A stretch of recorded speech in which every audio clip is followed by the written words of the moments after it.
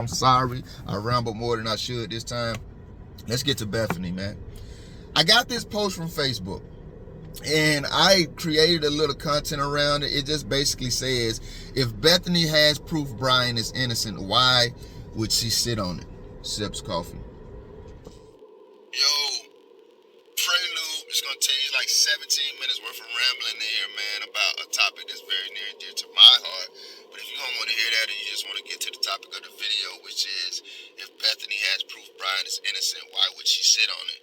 You can skip to the 17-minute mark. If you want to hear about my heart, let's go. Innocent until, let's get to the money, man. I got a little story to tell before I get to the actual video. We're gonna talk about whether or not Bethany has any proof at all that Brian is innocent and how you guys feel about it. I put this post up on the community tab on YouTube. Actually, I put it everywhere that my platforms are. But the comments that you guys shared on YouTube, those are the ones that I'm gonna read through. I want to talk about. And let me just go ahead and say this: if I don't get to your comment, it's not because I had something against you or any of these crazy thoughts that sometimes we as humans think in our insecurities. I'm really gonna start from the top of the post and read the comments down. So I'm not picking and choosing which comments to read. By the time this video is over, I'll probably go back, if I look at the comments, and see some that I wish I would have read. But to prevent all that, I'm just going to start from the top and go down.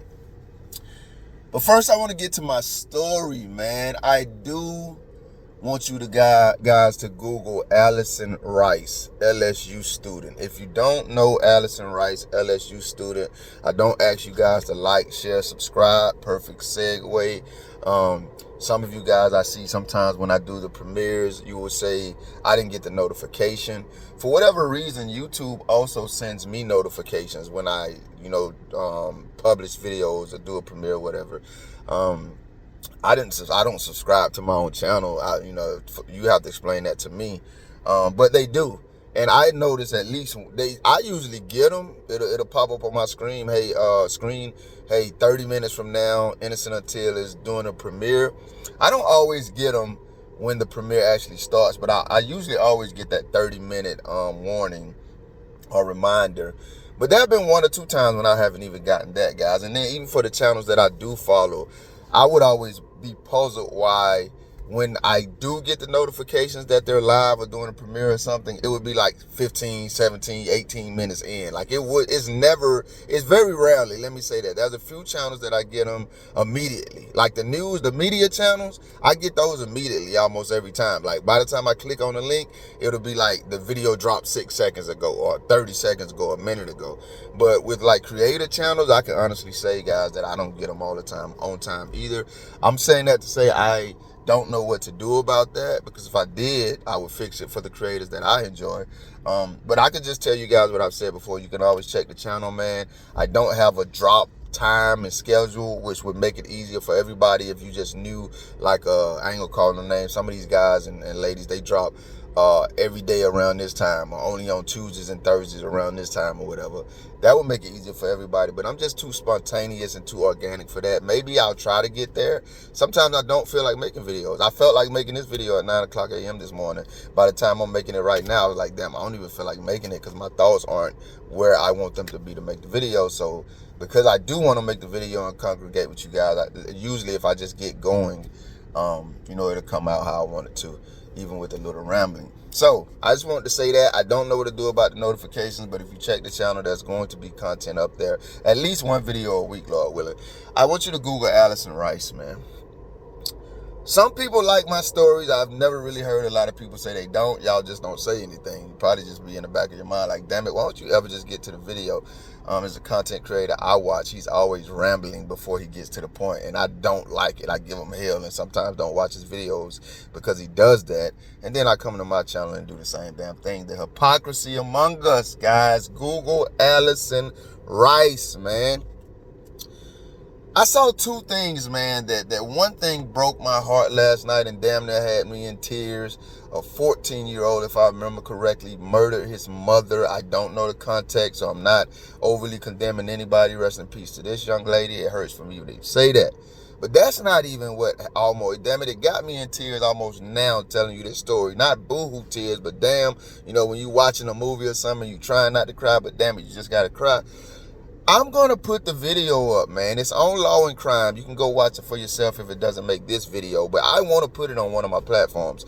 The officer that went and got this young 14-year-old guy, man, he was so freaking, and I don't want to say freaking, I want to emphasize it and say the other word, perfect, man. I don't want to hurt you, bro. I do not want to shoot you. Put it down. You don't want to end it this way. You don't want to end it this way, brother. I promise you. Whatever happened today, it can be fixed. Don't pull the trigger. Put it down. Adeem, put it down, buddy. Don't do it, man. Put it down. All the way up in the air. Keep walking toward me. Keep walking toward me. Hadim, come on, buddy. Don't retreat. Come back this way. Come toward me, man. Come toward me. My gun is only out because I don't know what you're going to do. When you get to over here, I'm going to have you, listen to me. I'm going to have you lay down on the ground, and my gun is going in my holster. I promise you. The 14-year-old guy had murdered his mom, and I don't know the context of the situation, but they on the scene. The 14-year-old still has the gun in his hand. The cop has a gun pointed at him, the cop that I'm talking about, and other cops, obviously, who I call assholes. And this is what hurt me so much about the story. I appreciate people who appreciate people, man. We're going to get to Bethany. Y'all know me. The cop who was actually talking to the 14-year-old, he was begging the guy, please, I mean, literally, I'm not exaggerating anything. Go to Law and Crime. The video is about 2.5 minutes long, and you will see it says 14-year-old shoots his mom or something like that. It just came out yesterday or the day before. The cop is begging the 14-year-old, like, yo, bro, please put the gun down. He's acting like the 14-year-old is about to shoot him, and he's begging the 14-year-old to let him live. He's like, please put the gun down, man. Walk. And then finally the guy puts the gun down, and then he's like, all right, well, walk toward me. I promise you, man, I'm going to make sure you're okay. As soon as you get close enough to me, I'm going to put my gun in the holster, and I'm going to make sure you're okay, man. Please walk toward me. And then the 14-year-old starts acting like he's going to walk back toward the gun or something. He's like, please, man, please don't do this. And he's calling him by his name. The officer is begging him. And finally, the 14-year-old does comply, and they get him in handcuffs and everything. And he's like, yo, look at my gun. I told you I'm going to put it up. And then he put him in handcuffs. He didn't jack him up. He didn't shake him around. He gently put the 14-year-old in handcuffs, and then he began to talk to him like a father would talk to his son. That shit had me about to cry, man. Because I think of all the situations where MFs and cops also justify cops treating people like shit, and you say, well, they deserved it or they needed it. No, people are human. Even when they break the law, there are rules for how they're supposed to be handled, and people breaking the law doesn't give cops a justification for treating people like shit. They're supposed to act like professionals, and when you co-sign that behavior, you're the shit piece of person like the cop is, and I don't like stuff like that. Google Allison Rice, because this is the second story that broke my heart yesterday. Brief intermission about who I am and my family, man. Part of my family is an upper middle class, or whatever you want to say, and then part of my family, we from the hood, man. You probably could tell it sometimes when I talk, right? I'm from the hood. I love all of my family. If I'm going to be honest with you, I relate more. I love all of my family. I relate more to the hood part of my family. And it's not because I think they're better or because I enjoy being ghetto or anything like that. My entire life, I've just related more to the lowly, the people that society looks at and says, y'all are outcasts, y'all not good enough for us, y'all are a different breed of people. I just relate more to them. And actually, when people meet me, they treat me and engage me and think I'm from the other part of society. Nobody looks, I've never in my life for the most part, people engage me and approach me with absolute respect. But I don't even like those type of people. That's just the bottom line, unless your respect is genuine. I like the lowly people because I want to be over here and say, no matter what your station is in life, you are somebody. God created. Even if you effing up, I'm not lowly, you effing up, I'm just going to act like, nah, we going to have those conversations. Don't you know you should be doing better? Don't you want to do better? If you follow me on Twitter, I be getting on Boosie ass all the time. I'm not going to that. So it's not an enabling thing. It's just, hey, I know they looking at you like you ain't human. So if anybody I'm gonna be over here with the people who look like they ain't human, because I want to remind them, if they're feeding into that foolishness, Andy, that you are somebody. God created you somebody. Google Allison Rice. Last night I was on my hood stuff, so I'm watching hood documentaries, right? I'm gonna make this quick because I'm already 8 minutes in and I don't want to ramble for too long. But please Google Allison Rice, LSU student. So this guy's walking a hood blogger through his neighborhood in New Orleans, Louisiana. I forget where they were at. And he's telling the guy about what goes on. And at a point in the video, he says, hey, look over there. Make sure you get the camera over there and see if you can get that yellow cross on your camera.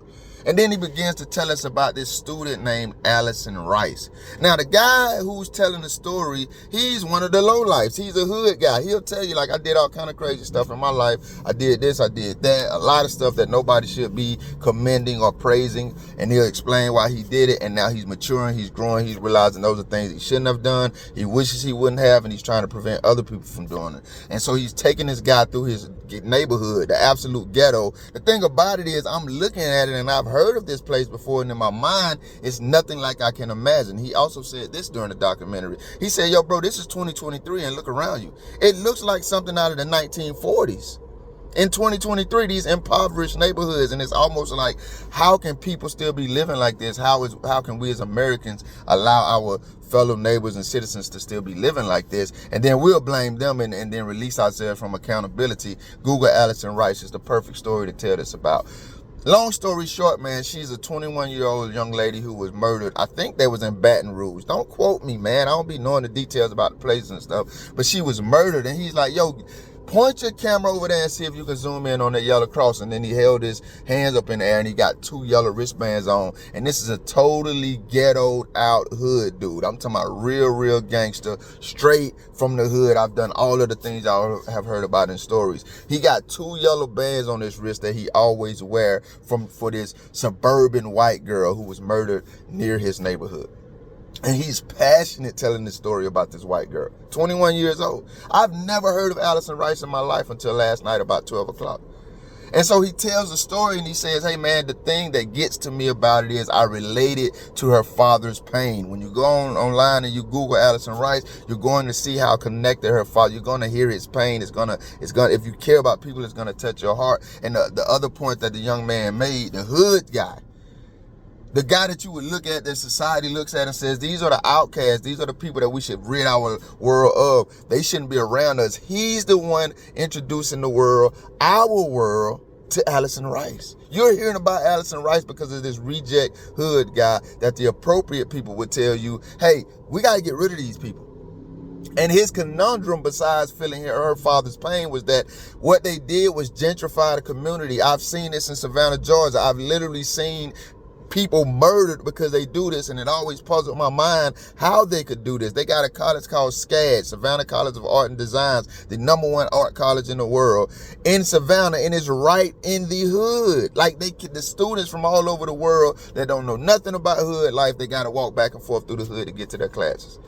I never understood it, and I've seen some of those students murdered, and I'm not justifying any of the actions, but this is what this guy was talking about. So the appropriate people who would tell us, hey, man, we got to get rid of these thugs and killers and drug dealers and all of this, they're not telling these people that to make money, to capitalize, we're buying low-budget land and we're building these semi-safe and upper-class looking communities right in the hood that you're sending your sons and daughters to.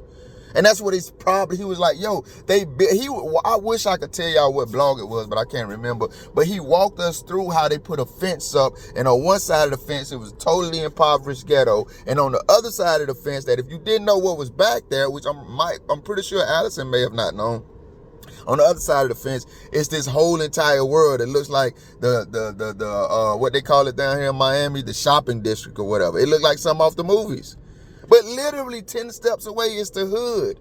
And it attracts all kind of people who don't know what they're getting into. When I say the hood, if you think about just black people, that's your prejudiced ass.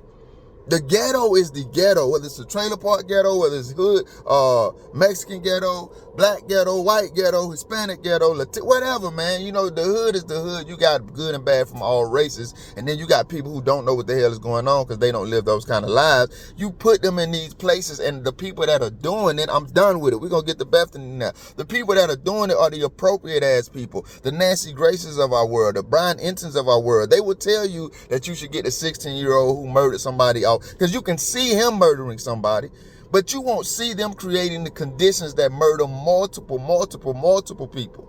Because they over here looking appropriate and their appropriate ass suits and all of this so they can wash their hands of the blood that they're guilty of helping spill. I hope I painted that picture well for you, and if I didn't, Google Allison Rice, man.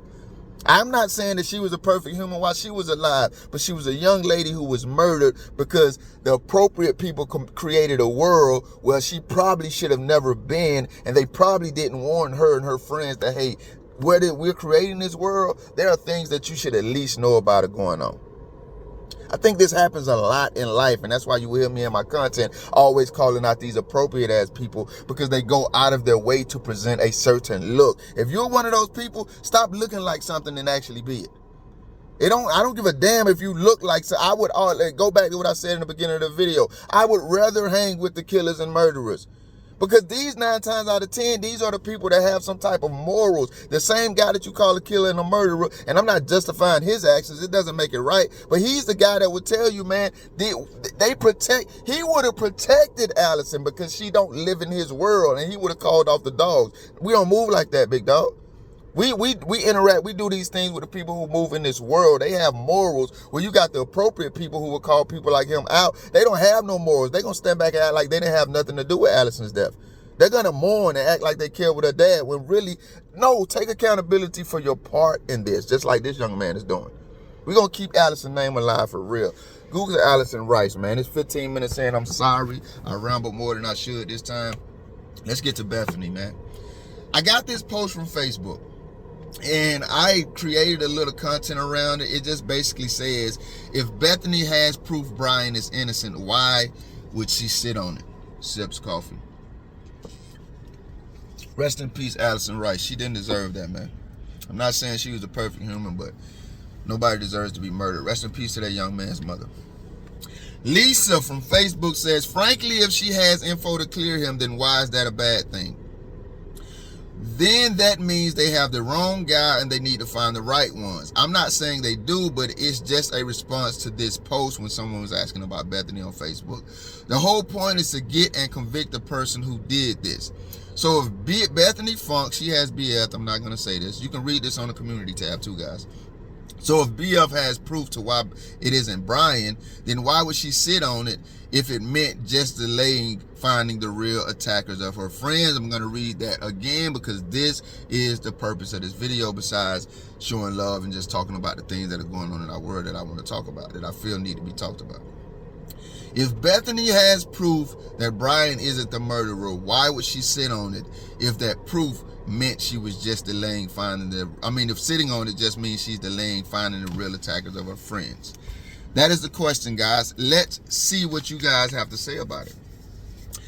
Elisa, I'm going to say that. I'm going to call y'all names a little bit, but I ain't going to say it too much just in case y'all don't want to be blasted like that. Elisa says she would sit on it to protect friends. People she knows actually did it. Remember what the question is. If Bethany has proof that Brian isn't the killer, why would she not tell everybody about it? Elisa says to protect friends, people she knows actually did it. People she studied with, or simply people in her immediate circle. She would sit on it to remain loyal to what everyone agreed their storyline was going to be to protect each other from repercussion. There are a lot of different opinions about Bethany and Dylan, man. Shout out to my homegirl, KC, man. She absolutely believes they're victims. She don't believe they got nothing going on, if I remember correctly. And then there's some people who absolutely believe they're involved. Elisa says, man, she know who did it. And they're either her friends or people that she has affiliations with, or they all agreed to a certain story in the beginning, and Bethany doesn't want to break that. That could be a possibility, guys. Let me go ahead and say this. I might say this a couple of times in this video. I believe that Bethany does have some information. I believe that ultimately Bethany and Dylan's stories don't and won't agree, and that is going to cause some friction and a conundrum in this case, and we will find out. I believe if Ann Taylor could get them in, and some people believe she's already talked to Bethany. I don't know if that's true or not. I'm not disagreeing. I just haven't seen any proof for that. You know what I mean? So I don't know. I'm not saying it has or hasn't happened. I'm saying I personally don't know. But I do believe when Ann Taylor factually can cross-examine or depose both of them, I think things are going to come out. And whether those things absolutely clear Brian or point to other people's involvement as well as his, I don't know. But I would put money on the table, and I'm not a bad man, that when Ann Taylor gets both of those in her, air quotes, clutches, the case is going to break in one way or another. So whether it's in a way that Elisa says, that, you know, Bethany is protecting friends and or associates who they had already agreed on the story with or not, I believe that's going to happen. So that's Elisa's comments. What do you guys think about that? Arian says maybe in order to provide exculpatory evidence, she would have to implicate herself in a crime for which she has not yet been charged. She's going to have to snitch on herself and say, I was involved in this. Maybe something serious enough that she can't be granted immunity from the prosecution, or just something very embarrassing. There we go with that keeping up appearances again. Or someone very convincing has threatened her to keep her mouth shut. I kind of agree with that one too, so I'm going to talk about that a little. I don't really think she and the other girls were friends so much as roommates. Definitely agree with that too. Or friends of utility, but I could be wrong. Now, I want to touch on that too. I don't necessarily think they were friends like we're all putting it out there either. I mean, I've seen no proof. Now, once again, y'all know me. I'm a facts person. I don't know that they weren't friends. But come on, man. I've been around these girls. I've dated girls like this. You know what I mean? When I was young, I never went to college myself. A little snitching there.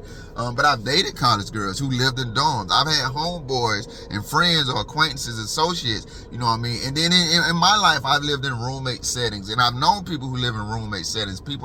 My friends have come, well, they were my friends, so that's different. But these people who live in these settings sometimes don't even like each other. You know what I mean? And I'm not suggesting that was the case with these young ladies, but I am agreeing with Arian that just because they were roommates and they were murdered together doesn't necessarily mean they were friends. And they could also be good acquaintances because they live in the same place and still not be friends. Now, I remember, y'all correct me if I'm wrong, but this would kind of hint to the fact that they were friends. There are videos circulating around where they're actually interacting with each other in a level that would make you think, hey, these are more than just acquaintances. Like, they really kicking it and stuff. But when you step back from that and look at it, if I'm remembering these videos correctly, that still could just be an occasion where they would, hey, man, we roommates and all us home today, so let's have some fun. You know what I mean? So I just have to highlight that because I agree there. Is there any this is to me inconsequential, or maybe it could be consequential, but is there any real proof that they were actually friends as opposed to just, you know what I mean, roommates and friends or friends of utility? Other thing, I mentioned this in videos, man, in the Moscow video, guys. I'm sorry I had to take this down. It was one of the reasons that they said I got an editor or something, the background music. They were trying to strike me for that. So I don't know why they be giving me hell about music. My videos are 100% me. I just add a little music sometimes. But I mentioned this, man. Could there have been someone in the house forcing them to not call the police for 8 hours? And while those people cleaned up?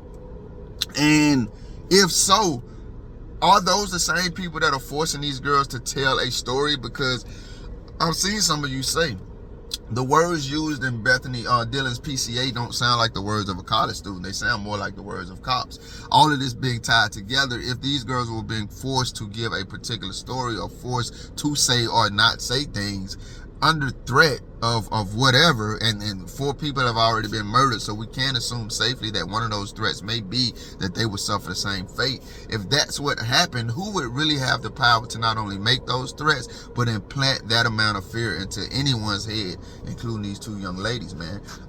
I think it would be the police. I'm gonna be honest with you. Now, obviously, it could be some other powers that be, and the cops could be totally uninvolved. I don't believe that at all. I'm gonna be honest with you. They're gonna have to prove to me, just like Brian, you know, is under threat now, and a lot of people are expecting him to prove his innocence, and that we know that's not how justice goes. I'm perverting justice here and saying the Moscow Police Department, and at this point the FBI and everybody else, well, just those two for now, I'll say, you're gonna have to prove to me that y'all aren't involved in what's going on in this case, the perversion of justice, because y'all have just made too many flawed moves to me, including your latest one, going to Gabby's house trying to intimidate her. Y'all got to prove to me you aren't involved. But what do you guys think about this? Were they actually friends?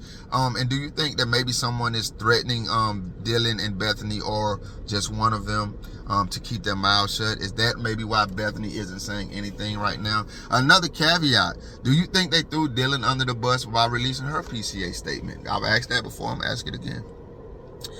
Amy says if she has anything to clear him but chooses not to for any reason, his blood is now on her hands, and more than likely the blood of all the others as well. This case is becoming a joke. I agree. And sometimes I don't even want to talk about it anymore, man. Like right now, I know that the hearing is going on privately about Ann's motions to dismiss the indictment. If there's any breaking news on that, guys, please inform me, because I haven't heard anything, and I'm not chasing this case, you know, as much as some people have on a daily basis. While I'm creating content every day, a lot of the content I'm creating is just from a peripheral view. I'm not digging into it as much as some of you guys are. I see you guys talking a lot about the Alex Murdaugh case, if that's how you say his name. I see that breaking news in the Delphi case. I originally started covering that case. Rest in peace to Abby and Libby and Abby. And I might make a video or two about that, because I do care about that case as well. I care about all of these cases, but that's another one that hit my heart. So I agree with her. The case, in a sense, is becoming a joke. While we understand it's no joking matter, I think most of us who are following can understand what Amy is saying here.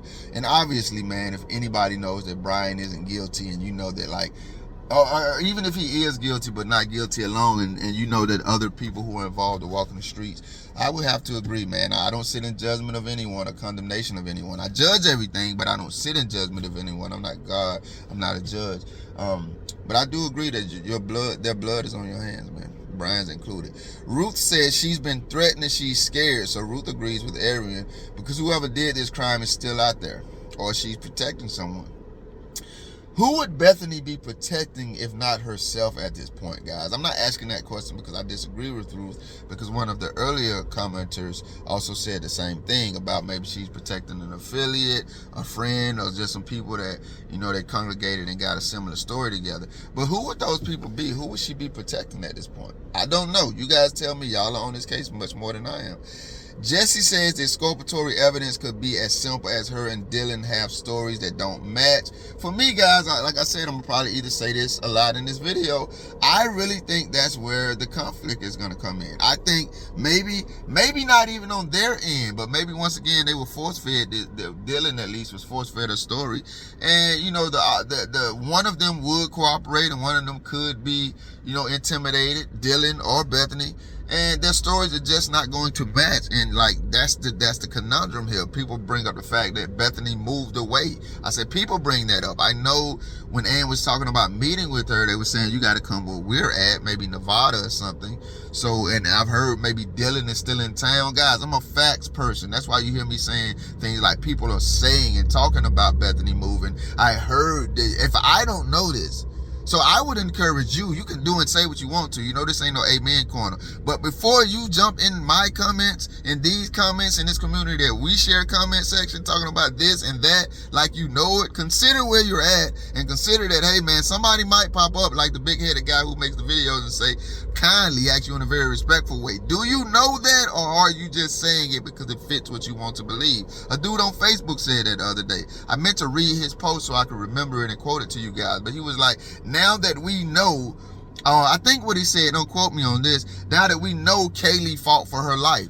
Now let me tell you where he got that no from, because I asked him, do we know that, or are you saying it because it fits what you want to believe? He got the no from the Carvis's newest interview. Law and Crime doing the same damn thing. I just told, well, was it Law and Crime? I'm pretty sure it was, but maybe it was Court TV.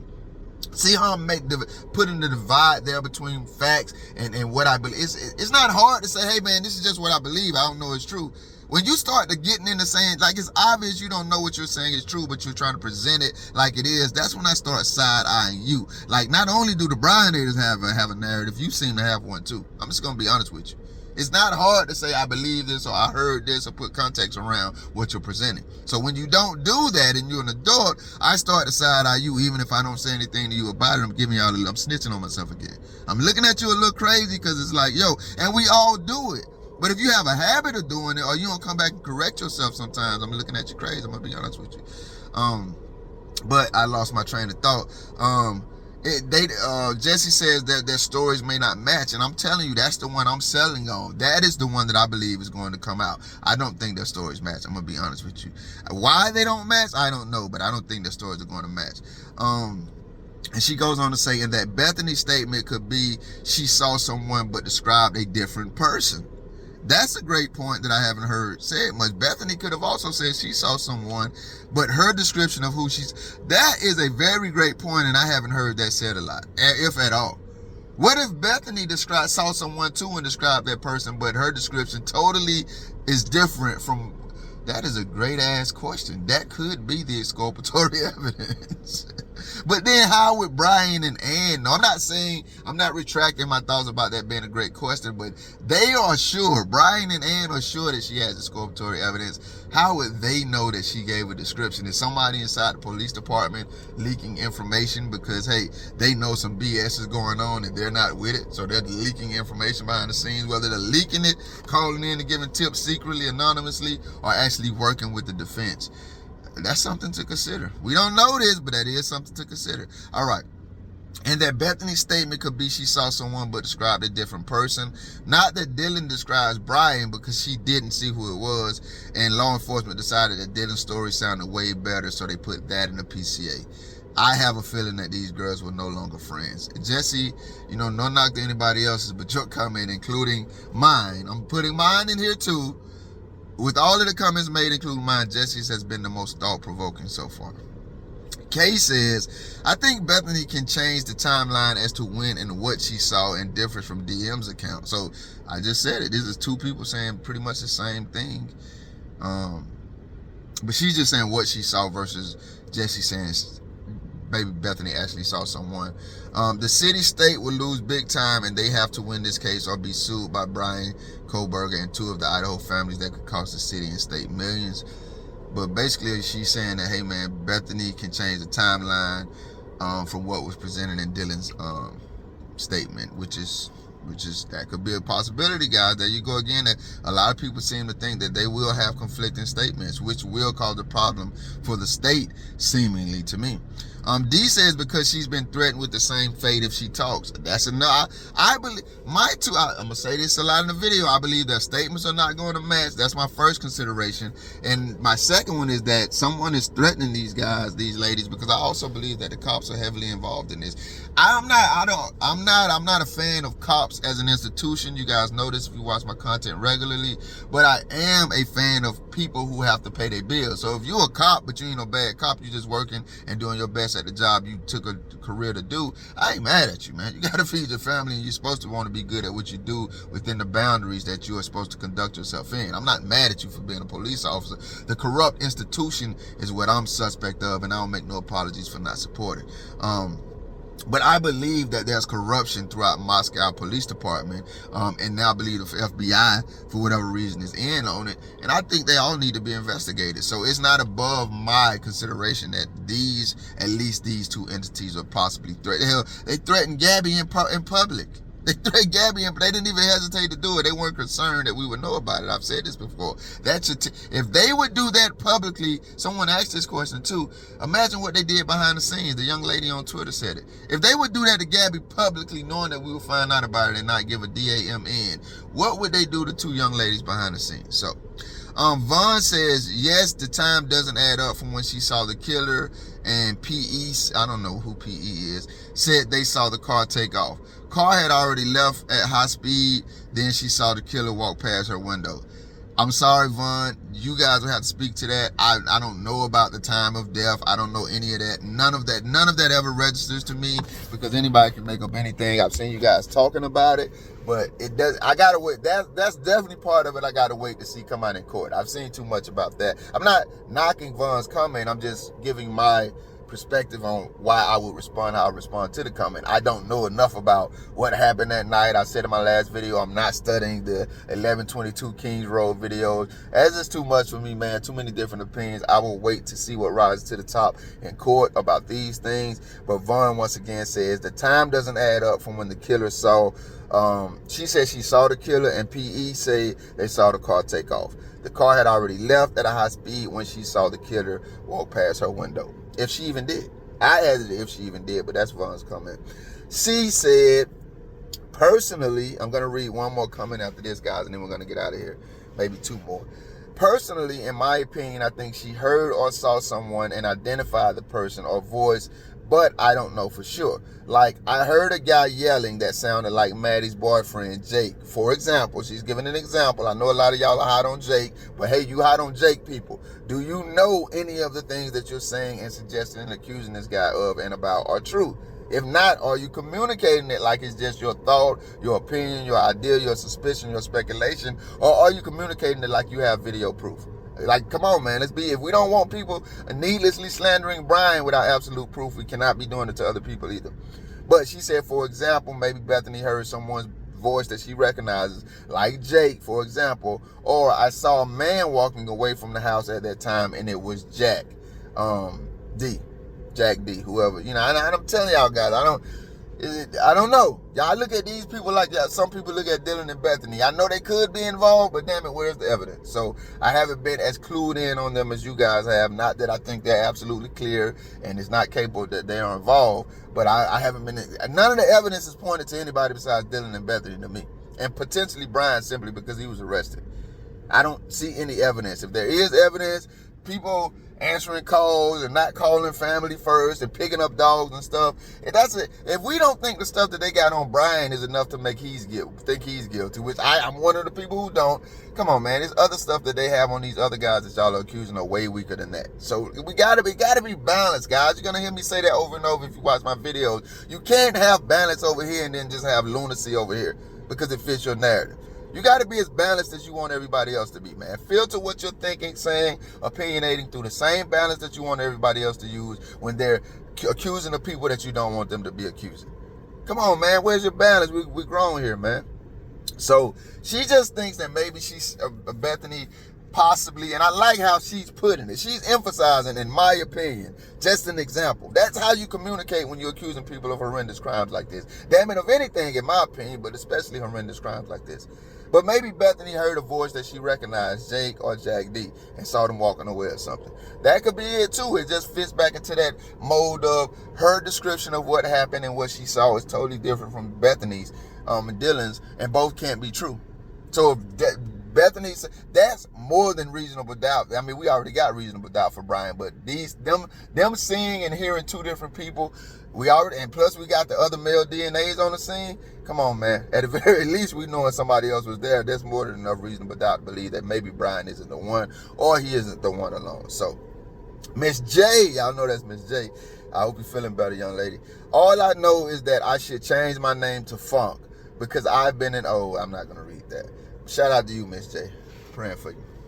She's just saying she isn't feeling her best. We all go through that. So shout out to everybody who's not feeling their best. Shout out to everybody who's living their best life right now. That cliche saying, life is up and down. I always advise don't give either state or station in life more credit than it deserves. Learn what you can, man. Be humble, be grateful. It's okay to be down, man, when you're down. Like, we're all human.